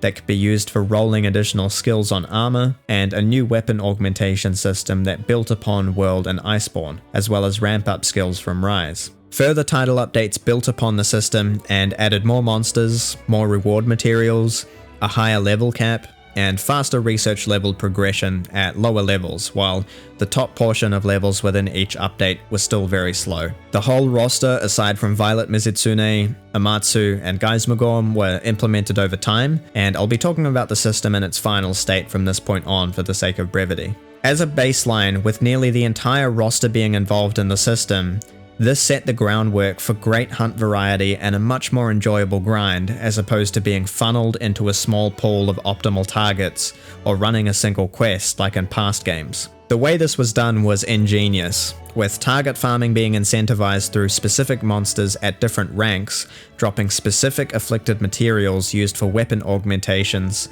with excess materials being used for fuel for curio melding. Essences were added alongside afflicted materials as the primary resource available from all targets to fuel armor augmentation through RNG, and investigation coins were able to be exchanged through Bahari's shop for melding accelerant, essences, certain afflicted materials, and other items like mantles and armor spheres. With afflicted materials, basically the augmentation from past games was just built up substantially. You go out and target farm for specific upgrade materials to add anomaly slots to your weapons, and then had the option to customize your weapon with increased attack, affinity, sharpness, status, and element or rampage slots of increasing levels up to 8. You could mix and match with any combination provided you had the slots available, and the higher levels and slot counts are unlocked as you progressed your quest level and reach certain tiers to acquire specific materials. Rampage weapons from base Rise were left in the dust, and no longer was there a singular tree that could have customizable effects. All weapons could be augmented. Looking at this augmentation system versus something like Streamstones in World and the Guiding Lands in Iceborne, I don't think either of them hold a candle to this. With base World, you had the initial RNG of actually getting the necessary Streamstones from a very limited pool of target monsters, and the small amount of effects you could apply to your weapons was very limited. The Guiding Lands built on this with a more similar system to Anomaly, with tiered materials that could be target farmed for unlocking slots with more effects that were also gated behind level requirements. You did still have to hit RNG Spirit Vein drops in the Guiding Lands, and instead of being gated by research level, you were gated by MR. I think Health Augment being so strong and being gated by MR 100 for Rarity 12 weapons really hurt the system, and I think it was a very smart decision to remove Health Augment as an option in Sunbreak. Even though you could make the case that the same problem of locking certain upgrades behind caps with the Guiding Lands could also apply to Anomaly Augmentation, I would say that it felt a lot more natural and incremental alongside the research level caps, with it no longer being a rush to get health augment. The main difference though is that you were grinding the Guiding Lands solely for augmentation materials for your weapon aside from the few charm upgrades on offer once you had unlocked the additional monsters. And Sunbreak, you weren't just farming for weapon augmentation materials, you were also being rewarded with essence to put towards your armor augmentation too. With the caps that were in place in Iceborne, you weren't making nearly as much progress in terms of builds and player power when you were grinding towards uncapping to reach something like Health Augment. With Anomaly Investigations, you were being rewarded in three main ways with weapon augmentation, armor augmentation, and talismans on the side between runs. With Iceborne, you were engaging the Guiding Lands primarily for weapon augmentation and decorations on the side, which itself wasn't ideal versus Tempered Investigation for your decorations. I thought the use of RNG and different augment methods for armor was done extremely well, and it also felt like your builds were always progressing and getting stronger incrementally alongside the quest level increasing, just like your weapons. Even just a few curio rolls that straight up add skills or slots felt great. You didn't need to get gold rolls or fully max out armor sets to increase in power like you did with the Saphi weapons. You didn't need to sit on a menu for ages storing potential to eventually hit a pity count to complete one of the 5 lines on a singular weapon. Build crafting opened up so much as a result of this system, and this was actually the only time I've ever built multiple pieces of the same armor to actually roll different skills on for use with different builds, which is very unique within the series. Being able to modify armor like this, straight up adding skills and slots, or even being able to remove skills with something like skills plus augmentation was just so godly, and there was just so much to the itemization for players that wanted a reason to keep playing and feel rewarded for it with new builds and playstyles to always tweak and work on.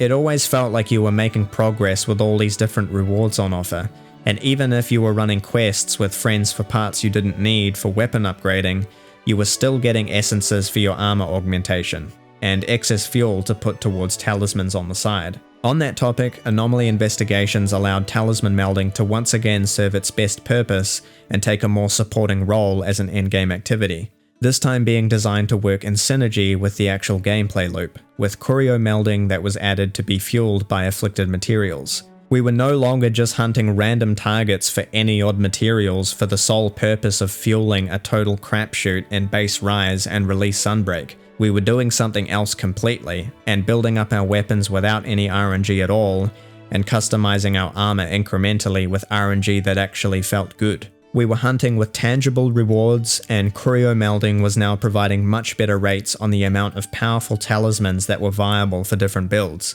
alongside the addition of melding pudding and MP accelerant that were added in base Sunbreak. All of this progression and upgrading was definitely warranted too, with the difficulty slowly increasing with quest level and the types of monsters that started to appear at increasing levels. Afflicted monsters were probably most similar to hyper monsters, with inflated health pools, increased damage, target areas to aim for during the hunt with a new mechanic to destroy the afflicted target parts for flat damage, and afflicted monsters were also able to fire off a massive AoE explosion periodically. Changes to monster AI and monsters that had powered up states like the metal rats were also added through the afflicted mechanic, and it finally felt that monsters had been buffed substantially to match the amount of power the hunter had received coming from World, Iceborne, and most notably with Rise. Anomaly is right up there with some of the most difficult encounters in the series, and because of the way the system had been set up, you were still being rewarded with those afflicted parts you needed all the way to the end. The challenge, the reward, the gameplay loop and hunt variety, all there in a singular system. A system that was dropped in a title update. Now, this system of course wasn't perfect, and it wasn't for everyone. Coming back to my original theory, Sunbreak was able to retain players very well because of anomaly investigations, and all the YouTube videos currently discussing Wilds in terms of content, difficulty, and the Arshan system frankly dwarf anything similar during Sunbreak's support. Of course there were criticisms of the system at the time, and many were warranted. I do think a number of small tweaks and adjustments could have definitely improved the system. However, for the main bulk of the criticism Anomaly may have received, most of the conversation is just referencing it being too grindy. And as I have discussed earlier, I think that is the lesser of two evils. Many players had their fill of anomaly investigations prior to reaching level 300, and that is completely fine. The game did its best and retained as many folks as it could with a system that provided more there if one so desired. I think there are things that contributed to Anomaly feeling like a slog or unenjoyable for some people, and I'm not going to say that the system wasn't grindy, because it was. Aside from player preference and your disposition towards a grindy system like this, I think the bloated health pools of the monsters, raising research level tiered materials, and RNG based armor augmentation turned a lot of people off. And if Anomaly wasn't for you, that is okay. I will say that some of the monster HP probably could have been adjusted down, and Bahari's shop having some of the afflicted materials for trade but not all of them once you reach certain research level was a bizarre choice. Most of my gripes are about the level structure with things like Bahari's shop and quest level, and I don't have a great solution to help improve that structure because I understand that it is important to stop folks just shortcutting to certain upgrades and bypassing progression if the research caps were not in place. Like I said, I think the research progression does at least feel better than it did in the Guiding Lands. Overall, a fantastic system despite its flaws, and I'm thankful to Sunbreak for showing how clever design choice and reuse of assets is all it takes to build an endgame environment like this, and all as part of an update no less. And so that brings me to the end of the history lesson and to Wilds. What did Wilds learn over all these years, and what feedback got taken on board across all of the different endgame implementations? What did Capcom come up with and design for their biggest release in the company's history after 5 years in development with a bolstered team, more budget, and riding high after the enormous success of Monster Hunter in recent years? Arshan crafting. I ask these rhetorical questions in disappointment rather than to pile on. With all the changes these games have undergone over many years now, it saddens me that Wilds is in the state that it is, and that a lack of reflection has caused Wilds' release to be a huge missed opportunity. And you can look at Wilds through that lens that apply in so many ways outside of just endgame. I think Wilds missing the mark on a substantial endgame has definitely played a big role in the game's reception since release, without it being talked about much until recently. My first video on the channel was very reactionary, and I was going off a gut feeling shortly after the game's release, and it's a video that I'm not super happy with looking back on it with hindsight. I made a large emphasis in that video briefly talking about how Arshan crafting is a pretty underwhelming endgame and how that was the main reason for me expecting more of an improvement from previous titles. The reason I want to leave that video up despite it having many issues and having so much room for improvement is because I think the gut feeling I had early on with Wilds feeling lacking on release is now being more clearly understood. The point I was making in that video is not that base World is better than base Wilds, or a discussion about something like that. It was a commentary on why the improvement from World has been, in my opinion, underwhelming 7 years on. Arshan crafting has some genuinely positive things going for it, and there are some improvements that have carried over from previous games, just nowhere near enough given the context of how big Wilds was supposed to be and what it was supposed to deliver. I do believe that Wilds endgame as a whole is, at least in concept, marginally better than what we had in base world with tempered investigations, RNG decorations, and streamstone augmenting. But, and I said this in that first video, that is such a low bar to clear looking back at world with hindsight for what it was and taking off the nostalgia goggles to look at what it was offering from an endgame perspective. As I said earlier, I think at the time we may have looked past base world in terms of content and excused its poor endgame because of the novelty and what it was doing well with modernizing Monster Hunter for the first time. Wild's endgame as it currently stands is very similar to base world. We are back to craftable charms, and decorations being the RNG chase items for build crafting,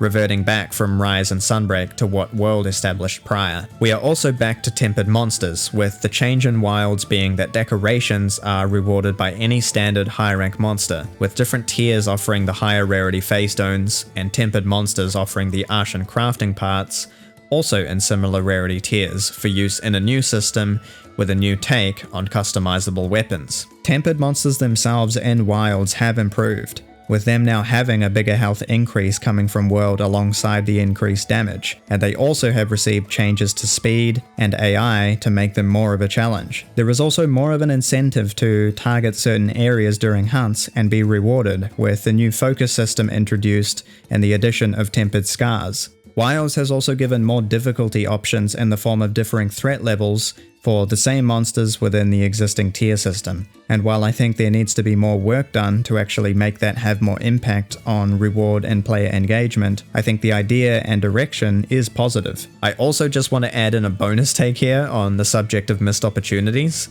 Frenzied monsters are also in the game and feel completely out of place. They seem to have just been shoehorned in as a plot point or something for gore, with barely any impact on gameplay and little to no reason to go out and hunt them. All 5 of the monsters that can actually be frenzied. I was super excited when they were announced, thinking that this would bring a great opportunity for some sort of gameplay subsystem or play a role in the endgame loop, but so far they have been completely absent from something like that. Tempered monsters are back to being the focus, and the frenzy system is nothing but an afterthought and another missed opportunity. Now, the reason I'm ever so slightly partial to Wild's endgame as opposed to base world is because decorations have been shifted away to a secondary, more supporting role like they were in Iceborne, and similarly to games that have had talisman melding as an option as a side activity like 4U and Sunbreak. The main problem with World and Tempered Investigations was that decoration farming basically was the endgame, with streamstones and augmentation not really impacting build crafting and playing a more minor role, despite being also obtained from Tempered Investigations. Even though I have many gripes with the Ashen crafting system, if you are engaging that system, you are now receiving decorations anyway as part of the rewards, and it feels like you were actually making some progress with your builds regardless of the Ashen crafting system itself. There are still some very rare combinations of 3-slot decorations that serve as chase items, but I think a similar concept with Iceborne and 4-slot decorations apply, where there are a spread of different skill combinations that you can find that are viable and can act as substitutes without having the perfect decoration for a build. So we have a much bigger pool of viable decorations versus World with the combo 3-slot decorations in Wilds, and I think that has helped the system. Though the decision and design change to split decorations up by weapon and armor types is a different question for another time. Melding for decorations with first Wyverian melding is also back, and this time we can straight up meld a lot of the base 1 and 2 slot skills, which has clearly been a design choice to help players get more builds online at a baseline, since base world locked a lot of builds behind hitting decorations for core skills like focus. I will just say that while I appreciate the change being able to meld 1 and 2 slot skills, I really don't understand why they are gated by the end of the high rank story for 1 slots and HR 100 for 2 slots if this is an option. 3-slot decorations are still exclusive to high rank monster rewards and Wyverian melding through RNG, and most players that have raised their HR to those levels will most likely find those decoration options completely redundant by that point. The HR caps should be lowered if not removed once your HR uncaps. Why does Ancient Orb Wyverian Melding unlock at HR 100 when you've been smashing quests dropping numerous Ancient Orbs for the last 50 HR and however many hours of farming? I don't know. I think they did make decorations more accessible and less awful in Wilds coming from base world. The caps are just an oddity amidst an overall appreciated change from what was once the entire endgame to now just being just a part of it, as it should be. Now, we've come a long way with the concept of customizable or altered weapons, relic weapons, weapon honing, weapon augmentation, layered weapons, Saphi weapons, rampage weapons, ramp up skills, curio augmentation. And now folks, we have finally reached Ashen weapons, however long this is into this video. Thanks for sticking it out this far if you're still listening. I do want to explain the system fundamentals here for future's sake, even though we're all pretty aware of how the system works and it's fresh in our minds. To frame and simplify Ashen crafting for a minute, basically what has happened since base world is a reshuffling of rewards within the tempered monster system. Decorations have been demoted to a supplemental reward system, and what was Streamstone and weapon augmentation has now become the main focus of Wilds, with Ashen parts becoming the main reward and cause for engagement with the more challenging monster encounters. These Ashen parts are distributed in a very similar way to base world with decorations. You would look for and obtain quests with tempered monsters displaying however many slots or boxes that would provide that many random parts used for Ashen crafting upon appraisal. Higher tier monsters provide higher rarity and increased quantity of these Ashen parts, with the maximum rarity for these rewards being 7, turning into rarity 8 materials once appraised. When appraised, these materials are first split up into subgroups for crafting, with blade, tube, disc, and device being the 4 types.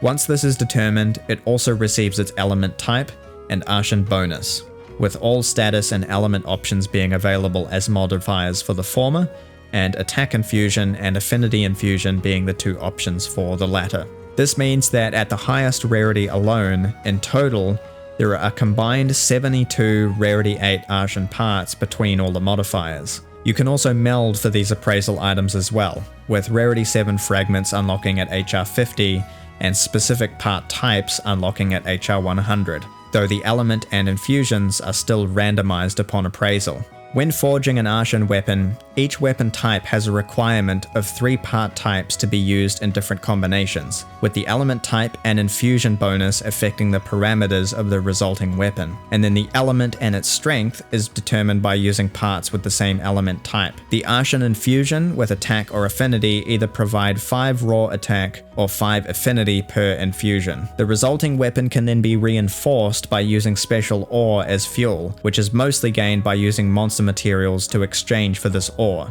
Reinforcement grants up to 5 additional random effect increases to this forged weapon, with there being 4 options for melee and ranged: attack, affinity, element, sharpness for melee, and capacity boost for ranged weapons. Each option can be rolled on more than one slot, so it is possible to have all 5 slots roll as attack boost or element boost, for example. Some of the Ashen weapon designs in Wilds take inspiration from worn weapons in previous titles, and currently there is no way to change their appearance. So at face value, this all sounds pretty interesting and mildly complex, in a good way. I want to be fair to what is on offer with this system and some of its aspects that have actually been done quite well.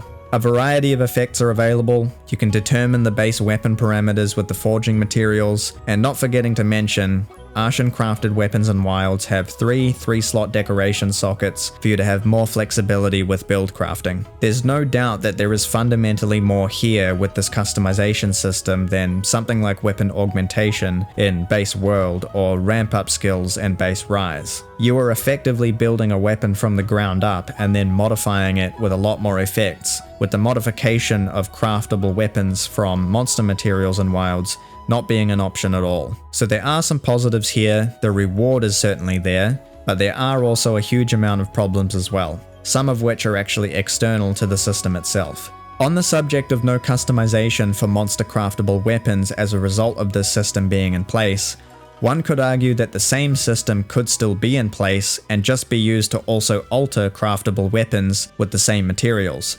Why not have both? Why do monster craftable weapons need to lose out on customization at the expense of Ashen weapons? It would have been super easy to have that as an option where if folks wanted to use their parts to push non-Ashen weapons a little bit further, they could. Because Ashen weapons are able to be customized and monster craftable weapons are not, this has funneled so many players and builds into just crafting the same base Ashen weapon again and again and just rolling for optimal reinforcements, while monster craftable weapons are largely redundant apart from a handful of exceptions. Once you reach HR 50 and Rarity 8 Ashen weapons are available to you, if you want to try different builds and use a certain weapon with a certain element or playstyle, what incentive is there to go and farm a specific monster for its own weapon when you can just manufacture your own and have it be superior in almost every way? The slots especially are a huge deal and offer such a big draw to go for Ashen weapons instead of monster craftable weapons, with how inbuilt skills onto weapons have been implemented in Wilds. So many craftable weapons simply cannot compete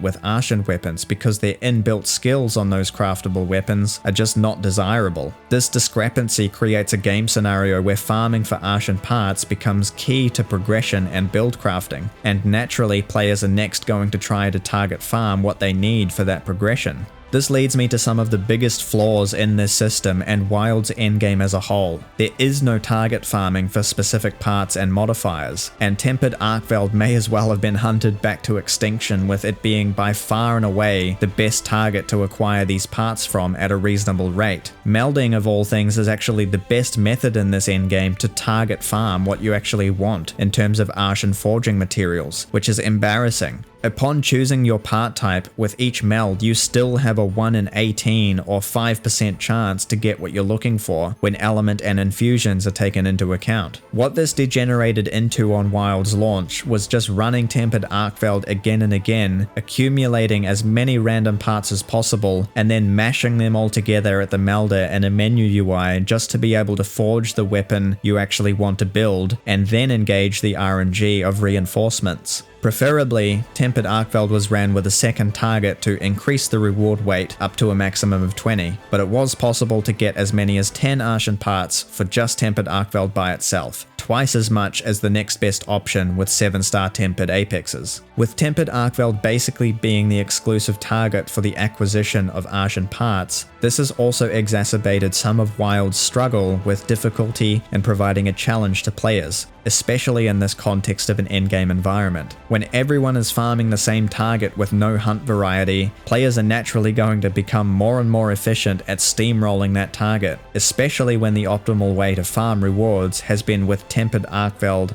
and a second target, cutting its health in half. Guild Quest 140 Apex Rajang, among other level 140 monsters in 4U, were some of the most difficult encounters in the series, and people still found a way to mow them down efficiently with Hame HBG setups. I said earlier that I think tempered monsters have improved from World, but I don't think this has actually moved the needle and had a big enough impact on the actual difficulty of Wilds because of the other changes to gameplay. In Wilds, with the addition of new moves to certain weapon types, the flexibility of focus mode, and a number of other mechanics like wounds and CC affecting the difficulty, I don't think the improvement to tempered monsters has had much impact, since so many of the encounters are already so trivial in a lot of cases. I think Wilds is panning out in a very similar way to World, and more so Rise, where hunters are once again so far ahead of the monsters in terms of their kit and what we can actually do. When Sunbreak came out, it tried to equalize that a lot by giving a lot of monsters more combos and AoE attacks, since monsters were struggling to keep up with hunters in base Rise, and a lot of the same conversations were being had about difficulty. Monster Hunter has largely gotten easier since New Gen, with the changes to movement,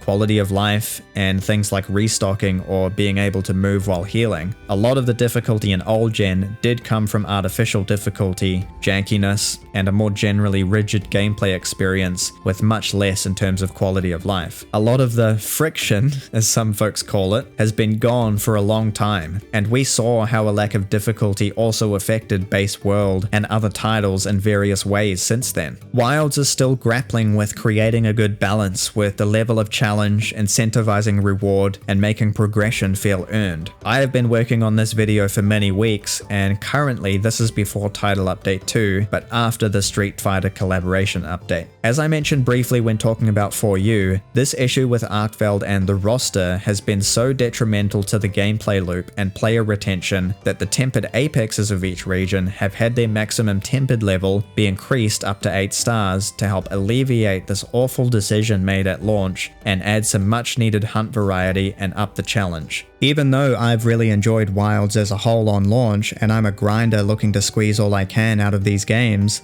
I have not been incentivized enough with this system to keep playing between updates and content drops. I came back for one play session with Zoshia and Mizutsune, and I had 2 play sessions with AT Ray Dao. I'm glad the core progression with craftable gear has received a few more options, but I have not felt like wanting to play Wilds otherwise because the endgame loop with Arshan crafting has not given me enough of a reason to keep playing. And I said as much 3 months ago. The structuring of this system and the vast majority of the roster being completely redundant in Wild's endgame has, I think, contributed a lot to Wild's specific struggle with player retention. There were millions, literally millions of other ways in which the acquisition of Arshan parts and how they were used could have been designed, but this is the system we got, and it was so unenjoyable to players on launch that they were electing to use a trick with Nightflower Pollen in order to bypass the terrible reward system for hunting. One thing that base world certainly had over Wilds was in this exact area. T2 tempered monsters were just as viable hunt targets alongside the elders, and that hunt variety I praised World for outside of the issues it did have with its endgame has not been present with Wilds on launch. Tier 1 and Tier 2 tempered monsters in Wilds feel completely redundant, and anecdotally, I didn't touch Rarity 6 and 7 Arshan weapons whatsoever because monster craftable weapons are superior in almost every way with none of the ridiculous Arshan part farming or reinforcement RNG. If the idea is to have less RNG involved in customization and you can forge the base weapon with the parameters you want, why are reinforcements completely randomized? People were happy with the system we got in Sunbreak. Just let us unlock slots on the weapon and let us go out and farm the materials needed to apply and mix and match the upgrades.